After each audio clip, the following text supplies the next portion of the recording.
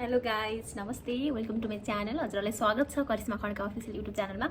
अनि आज चाहिँ म मेरो मम्मीलाई प्र्याङ्क गर्न गइरहेकी छु होइन। प्र्याङ्क त के भने नि म चाहिँ खरायोसँग माया गर्छु। खरायो भाइ छ नि हाम्रो, खरायो भाइलाई लभ गर्छु भन्छु होइन। मेरो मम्मीको कस्तो रियाक्सन आउँछ, मेरो मम्मी चिन्नुहुन्छ कि। अनि मैले उसलाई हेल्प पनि गरेको छु नि त, पहिला सामानहरू पनि पठाएको थिएँ। अनि त्यही भएर मम्मीले चिन्नुहुन्छ। अनि खै हेरौँ कस्तो रियाक्सन आउँछ होइन, के भन्नुहुन्छ। मलाई डर त लास्टै लागिरह। अब त्यही पनि बनाइदियो। खासमा त मेरो भाइ हुन् होइन, मैले भनि नै सकेँ। ऊ पनि मलाई दिदी नै भन्छ।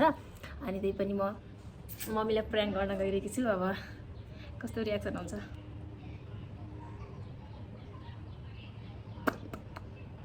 अनलाइनमा हुनुहुन्छ कि हुनुहुन्न त्यो पनि थाहा छैन। त्यही गर्मी छ क्या।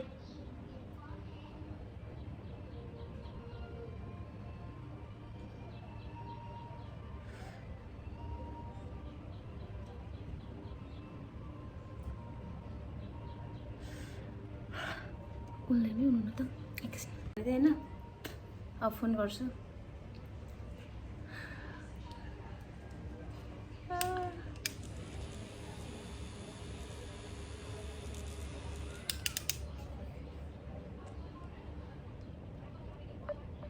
फोन आउँदैन त।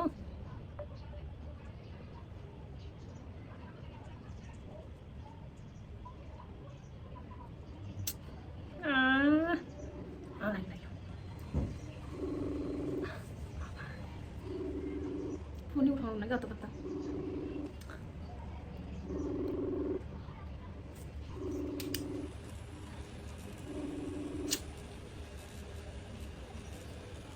हेलो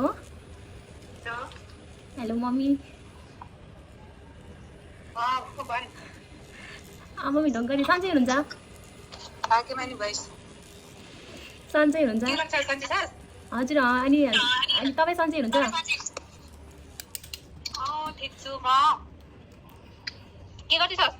म उत्तिकै बसेको। नि तपाईँ? ए भर्खरै खाएको। अनि तपाईँले?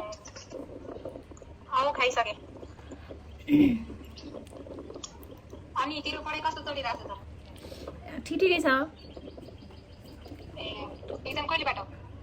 अब छ धेरै दिन बाँकी। धेरै दिन बाँकी छ। सुन्नु न, तपाईँलाई एउटा कुरा भन्नु थियो कि। एउटा कुरा भन्नु थियो कि तपाईँलाई। म होइन एउटा केटालाई मन पराउँछु। खरायोलाई। खरायो भाइ हुनुहुन्छ नि, उसलाई म मन पराउँछु।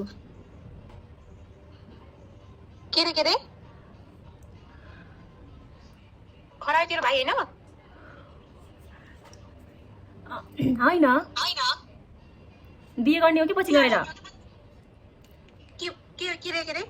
बिहे गर्ने हो कि पछि गएर? अहिले पो अब भाइ भनेको त। आफूभन्दा त्यति सानोसँग यो केटी के भन्छ कि तेरो त त्यो खरायो त भाइ हुन्। अब तँभन्दा कति सानो छन्, त यत्रो ठुलो भएपछि बुझ्नु पर्छ। अनि के भयो त सानो भए? बिचरा तिनी कति सानो छन्, त कति ठुलो भइसकिस्। त बुझ्नु पर्दैन नानी राति। अब मन पराए त अनि माया बस्यो नानी। अब तैँले त्यो बाबुलाई सम्झाउनु पर्छ, बुझाउनु पर्छ। अब हाम्रो यत्रो एज मिल्दैन भाइ भन्ने, सम्झाउने। अब तँलाई सहयोग गर्न मन लाग्छ गर, बरु हामीले तँलाई जति पनि पैसा दिन्छौँ हेर लाटी। त त्यो दायाँ बायाँ सोच्ने काम नगर। त पढ्न गएको हो, तेरो पढाइमा मात्र ध्यान हुनुपर्छ।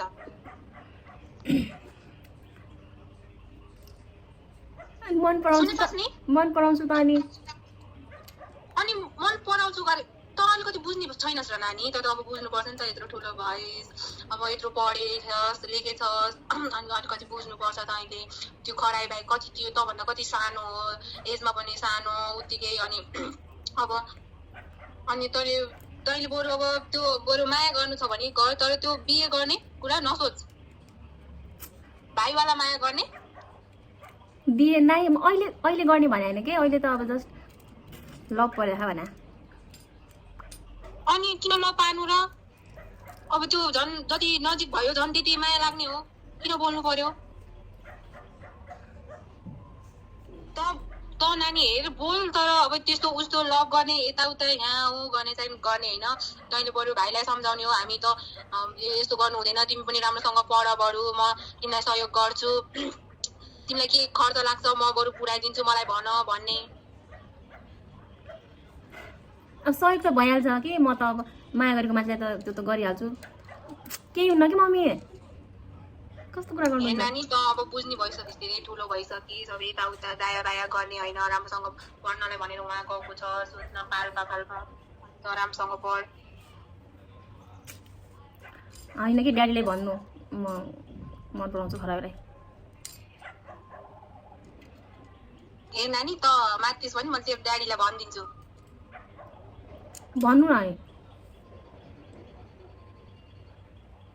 नाइ हेर नानी त हेर नानी यस्तो यस्तो कुरा गर्ने होइन त पढ्न गएको हो खोज्न पाल्पा अनि त्यस्तो नचिनेको ठाउँमा त पढ्ने हो तँलाई बरु अरू भन्न त बरु अरूलाई मन पराउँछ भन् बरु म खुसी साथ स्वीकार्न सक्छु तर त्यो त खरायो त तेरो भाइ हो हेर नानी खरा अनि भाइ अरूलाई स्वीकार्छु र खरायोलाई स्वीकार्छु किन यस्तो किन भन्नुभएको कि खालि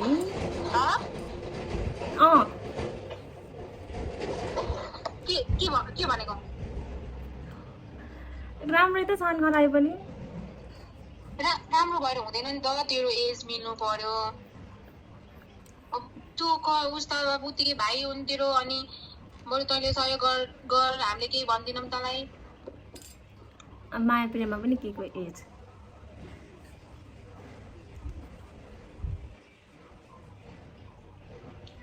ए त धेरै अटेरी गर्ने काम गर्ने होइन त अब बुझ्ने भइसक्यो यत्रो ठुलो भइसक्यो त तँलाई अब तेरो खुसीको लागि भनेर उहाँमा पढ्न पठाएको छौँ हामीले यस्तो दुःख गरेर नभए त किन दुःख गर्नु पर्यो तिमीहरूको खुसीको लागि त हो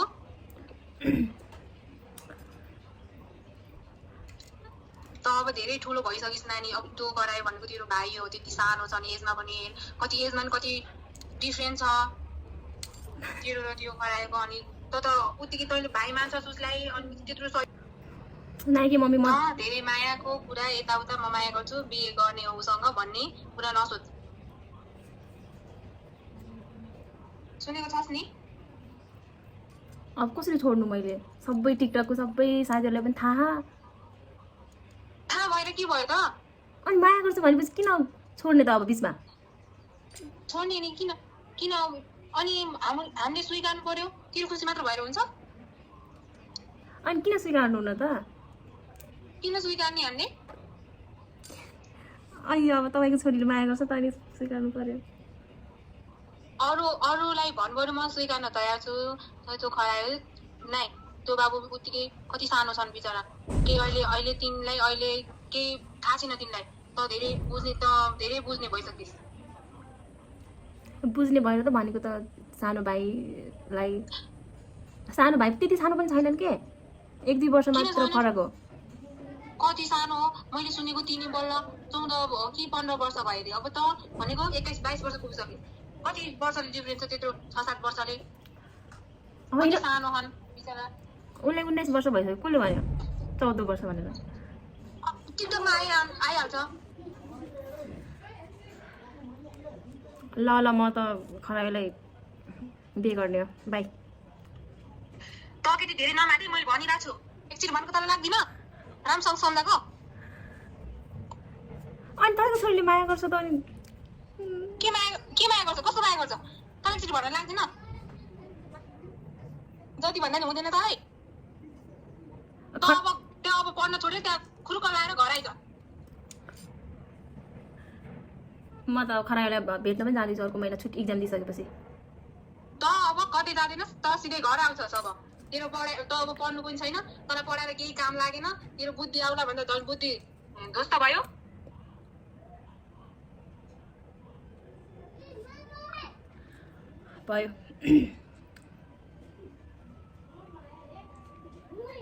फोन गर्दै हुन्छ म अब उठाउँदा नि उठाउन भयो ओके बाई गएँ गाइस म मम्मीले प्र्याङ्क भन्छु अब प्र्याङ्क भनेपछि झन् मम्मी कति उ हुने हो